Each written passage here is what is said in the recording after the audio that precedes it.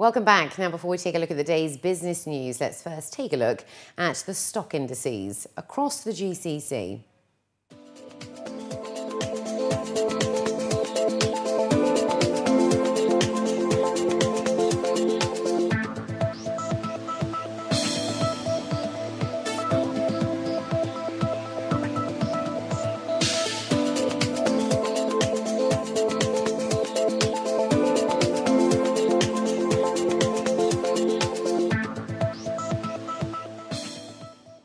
And in our top business story, Nakheel has now fully completed the construction and handovers at its Furjan community, with plans to also build a neighbourhood retail centre. That's according to the developer.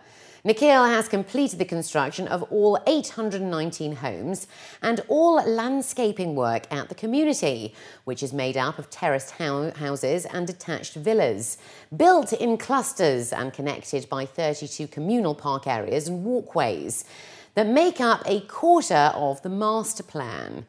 A Nakheel spokesman was quoted as saying that they are on track to hand over 3,000 units across several of their communities, including Furjan in 2013.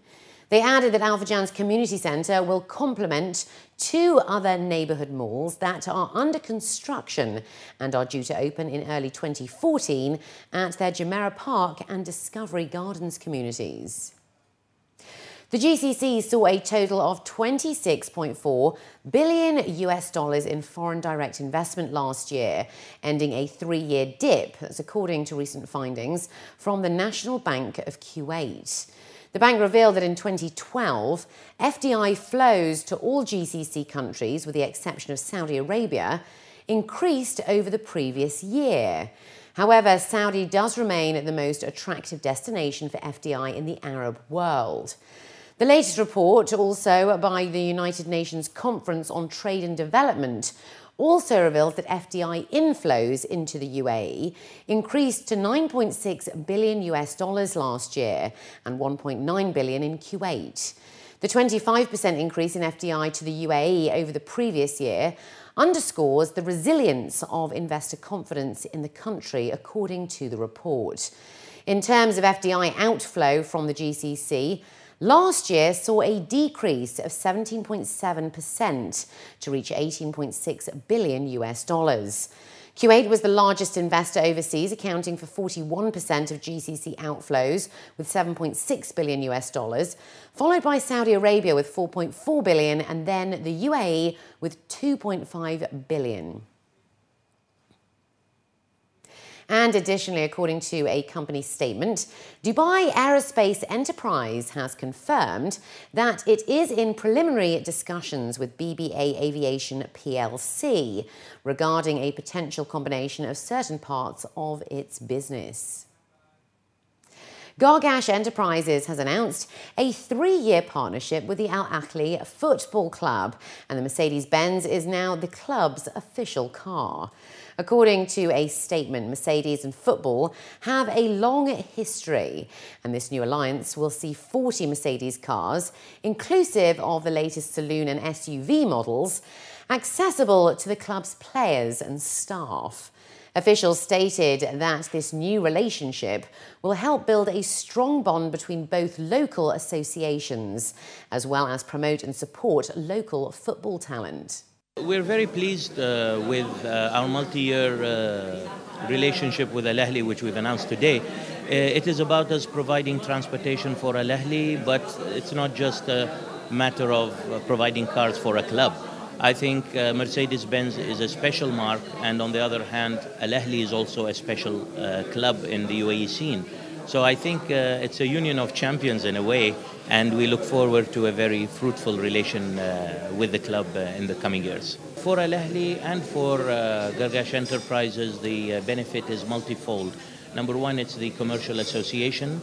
Number two is the brand recognition. Number three is the ability to leverage our own presence with the club's presence and vice versa. And finally, it's the ability to tie up on special occasions, both for the club and for Mercedes-Benz, to tie up with the cooperation in better promoting our our two areas, the sport and transportation. A platform which showcases the phenomenal journey of brands and their leaders debuted in Dubai on Monday evening, and it was also the start of the two-day Asian Brand and Leadership Summit for 2013.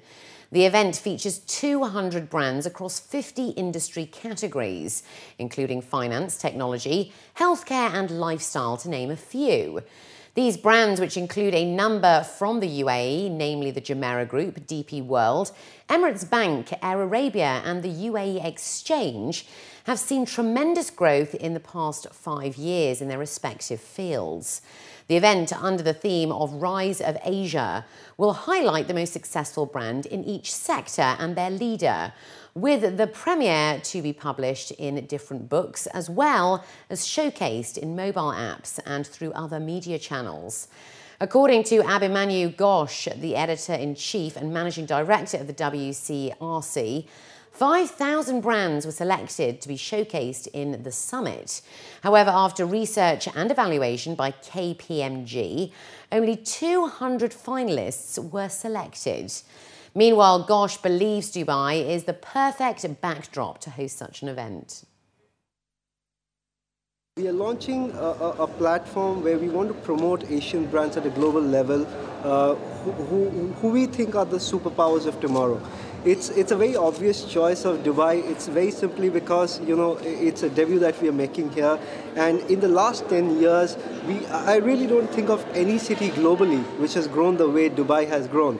So it's most apt that, you know, the Asia's most promising brands is actually getting launched in the world's most promising city. This was a little complicated research because a lot of brands do exceptionally well. We cut it down from 5,000 to 1,000 to 750 to 300, and then the final 200 that went to the jury with all back checks of KPMG that get selected.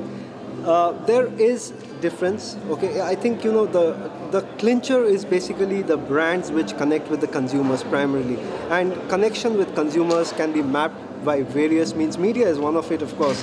The word of mouth that media spreads, the coverage media gives, the way a brand builds itself up, every strategy, every positioning of a brand is critical. And I think these are the prime components of a brand. The brands who get it right are the brands who make that mark.